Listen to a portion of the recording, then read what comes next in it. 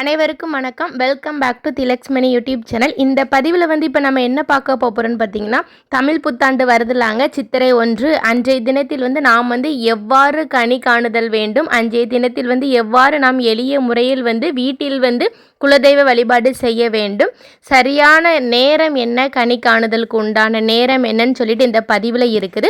கண்டிப்பாக பார்த்து பயன்பெறுங்கள். நம்மளுடைய சேனலை இப்போ தான் நீங்கள் ஃபஸ்ட் டைம் பார்க்குறீங்கன்னா கண்டிப்பாக சப்ஸ்கிரைப் பண்ணிகிட்டே பாருங்கள். வாங்க இப்போ நம்ம வீடியோக்குள்ள போகலாம். தமிழ் வருடத்தில் முதல் மாதமான சித்திரை 1ஆம் தேதி தாங்க நம்ம கனி காணுதல் நம்ம பார்ப்போம். சரி, அன்றைய தினம் என்னைக்கு வருதுன்னு சொல்லி பார்த்துடலாமா? ஏப்ரல் 14ஆம் தேதி சித்திரை 1ஆம் நாள் செவ்வாய்க்கிழமை அன்று வருகிறதுங்க. அன்றைய தினத்தில் நம்ம காலையிலே எழும்பும்போது நம்ம இந்த கனி காணுதலை பார்த்தா நம்ம இந்த வருடம் முழுவதுமே செல்வ செழிப்போடு இருக்கலாம் என்று எல்லாருமே சொல்லிட்டு வராங்க. சரி, கனி காணுதல் நம்ம பார்க்கும்போது அந்த தாம்பலத்தட்டில் என்னென்ன பொருட்களாம் வைக்கலாம் சொல்லி பார்த்துடலாமா? மா, பலா, வாழை, பல வகைகள் வைக்கலாங்க. 2 வாழைப்பழம் வச்சுக்கோங்க, ஒரு ஆப்பிள், ஒரு மாதுளை, உங்ககிட்ட என்ன பழம் இருக்கோ அந்த பழம் வச்சுக்கோங்க. அதோட முக்கியமாக வெற்றிலை பாக்கு, மஞ்சள், குங்குமம், அதுக்கப்புறம் கொஞ்சோண்டு பூ, இதை எல்லாமே நீங்கள் தாம்பலத்தட்டில் வைத்து நீங்கள் அலங்காரம் செய்துக்கிடுங்க. பழம் எந்த பழம்னாலும் வச்சுக்கோங்க, அது வாங்கணும் இது வாங்கணும்னு கிடையாது. உங்கள் வீட்டில் என்ன பழம் இருக்கோ அதை வச்சுக்கோங்க. அப்படி பழம் இல்லைனாலும் 2 வாழைப்பழமாவது வைங்க. ஆனால் கண்ணாடி ரொம்பவே முக்கியம். அதுக்கப்புறம் பார்த்தீங்கன்னா சில்லறை காசுகள் கொஞ்சம் அதிகமாகவே போடுங்க. அதுக்கப்புறம் ரூபாய் நோட்டுகள் உங்ககிட்ட இருக்கிறத வையுங்க. அடுத்து பார்த்தீங்கன்னா தங்க நகைகள் கூட வைக்கலாம், வையுங்க. அதோடு ரொம்ப முக்கியமாக வைக்க வேண்டிய ஒரு பொருள், என்ன பொருள் பார்த்தீங்கன்னா கண்ணாடி ரொம்ப முக்கியங்க. அந்த பொருள் கனி காணுதல்லே கண்ணாடி வைப்பு தான் ரொம்ப ரொம்ப முக்கியங்க.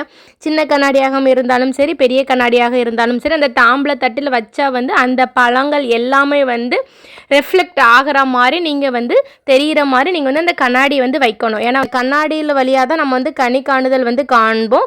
அந்த கனி காணுதல் கண்ணாடி வழியாக பார்க்கும்போது இரட்டிப்பாக தெரியும். அதனால தான் இந்த வருடம் முழுவதும் நாம் செல்வ செழிப்பாக இருப்போம்னு சொல்லிட்டு சொல்கிறாங்க. அதனால் அந்த கண்ணாடியை சரியாக மத்தியில் வையுங்கள். சரி, அடுத்து கனி காணுதல் எந்த நேரத்தில் பார்க்கணும், எங்கே வச்சு பார்க்கலான்னு சொல்லி பார்த்துடலாமா?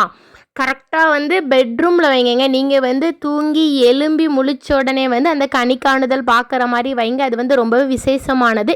அதனால் கனி காணுதலுக்கு உண்டான எல்லா ஏற்பாடையும் ஒரு நாள் முன்னாடி இரவிலேயே நீங்கள் எல்லாமே தாம்பலத்தட்டில் எடுத்து வைத்து விட்டு நீங்கள் படுப்பது ரொம்பவே நல்லது. இந்த நேரம் சொல்லி பார்த்தீங்கன்னா நீங்கள் காலையில் பிரம்ம முகூர்த்த நேரத்திலே பார்ப்பது ரொம்பவே நல்லதுங்க. 2 கைகளையும் நன்றாக தேய்த்து நீங்கள் சாமியை மனதார நினைத்து இந்த வருடம் முழுவதும் நான் செல்வ செழிப்போடு நோய் நொடி இல்லாமல் இருக்க வேண்டும் என்று மனதார உங்களுடைய இஷ்ட தெய்வத்தை நீங்கள் வேண்டிட்டு கனி காணுதல் பாருங்கள்.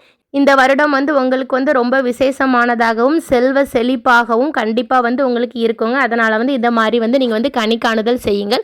அதன் பின்பு நீங்கள் எழும்பிட்டு குளிச்சுட்டு வீட்டின் பூஜை அறையில் விளக்கேற்றி குலதெய்வ வழிபாடு செய்யுங்கள். ரொம்பவே நல்லதுங்க.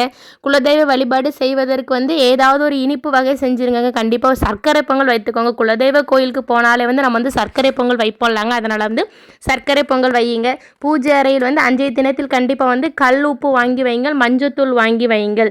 மஞ்சத்தூள் லட்சுமியோட அடையாளங்க. அதனால் கண்டிப்பாக மகாலட்சுமிக்குரிய மஞ்சத்தூள் வாங்கி வைப்பது ரொம்பவே நல்லதுங்க. அதனால் யாருமே மறந்துடாதீங்க. கண்டிப்பாக கல்லுப்பும் மஞ்சத்தூளும் அன்றைய தினத்தில் பூஜை அறையில் வைத்து நீங்கள் வழிபாடு செய்யுங்கள். ஏன்னா நம்ம நம்மளுடைய குலம் வளம் செழிக்க கண்டிப்பாக குலதெய்வத்துடைய அனுக்கிரகம் கண்டிப்பாக தேவை. அதனால் வருடத்தின் முதல் நாளான சித்திரை 1ஆம் தேதி குலதெய்வ வழிபாடு செய்வது ரொம்பவே முக்கியங்க. ஓகே நண்பர்களே, இந்த தகவல் கண்டிப்பாக உங்கள் எல்லாத்துக்கும் ரொம்ப பயனுள்ளதாக இருந்திருக்கும்னு நினைக்கிறேன். கண்டிப்பாக இந்த வீடியோ உங்களுடைய ஃப்ரெண்ட்ஸ் அண்ட் ஃபேமிலிக்கு ஷேர் பண்ணுங்கள். நம்மளுடைய சேனலை சப்ஸ்கிரைப் செய்யுங்கள். உங்களுக்கும் உங்கள் குடும்பத்தில் உள்ள அனைவருக்கும் இனிய தமிழ் புத்தாண்டு நல்வாழ்த்துக்கள். அடுத்து இதே மாதிரி ஒரு நல்ல பதிவில் சந்திக்கலாம். நன்றி, வணக்கம்.